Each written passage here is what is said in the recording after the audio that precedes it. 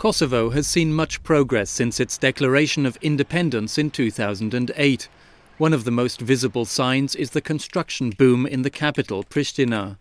Apartment high-rises like these have sprung up all over town, but many of them stand empty, far beyond the reach of most people in a country where the average income is around €250 a month. Pristina's first shopping mall is as modern as any other in Europe. But again, for most locals, this mall is just a glimmer of what the future may hold in store for them. How to jumpstart the economy is the biggest concern on people's minds as they head into 2012. Kosovo has the highest unemployment rate in Europe, 45%, almost 75% among young people. At a second-hand car market on the outskirts of Pristina, we meet Fatmir. He's returned to his hometown after having worked in Germany for the last few years. I'm unemployed at the moment. I worked in a restaurant, then I had my own business, but due to the crisis in Europe, it failed. Fatmir has come home with a car he's looking to sell.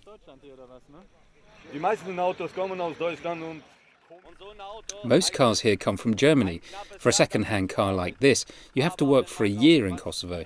But if you make a bit on the side, like by selling used cars or whatever, you can get by. By working in Germany, Fatmir was able to send back money to support his family.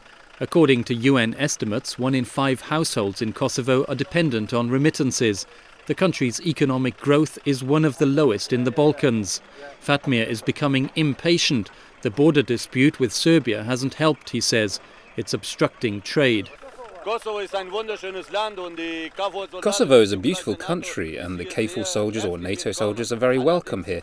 But I must say that now, after 10 years, many people are becoming impatient because they associate many of the problems they still face today with international organisations. At first they were all very interested in helping Kosovo, but then they started to lose interest, and only now we are getting a bit more attention again, but not because of us, only because Serbia wants to become an EU candidate.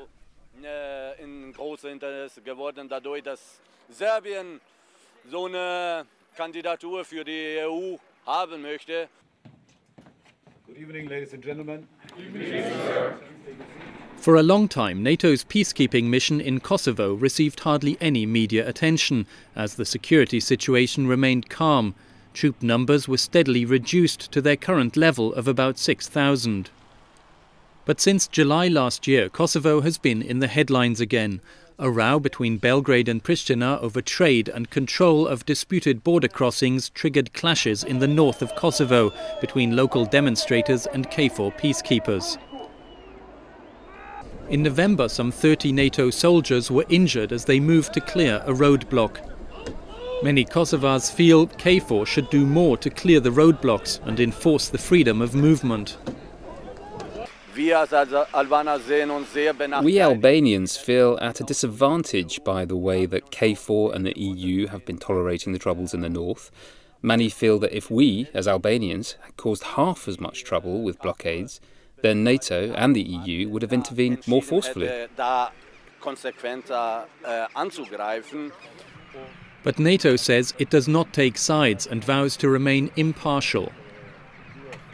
Kosovo itself is very quiet here in the south, and there's no violence going on in the north between Serbia and Albania.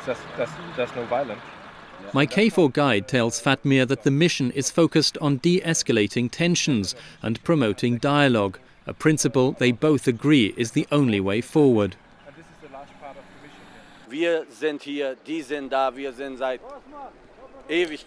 We've been neighbours for a long time and we have to live together. Nothing else is going to work. We have to accept them and they must accept us. We're still learning and we hope that NATO will continue to support us. Despite our problems right now, we will never forget what NATO's done for us.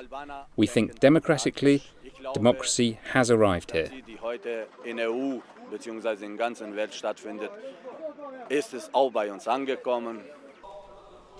Just a year ago, Europe's youngest democracy held its first general election.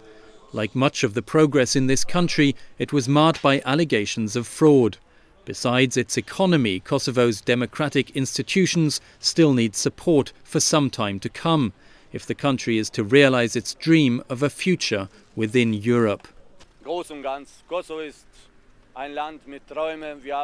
We have a dream of becoming a part of Europe again. Geographically we are already, but not officially right now. But we dream of belonging to Europe again one day, like others in the Balkans. I'm Mike Mühlberger reporting for the NATO channel from Kosovo.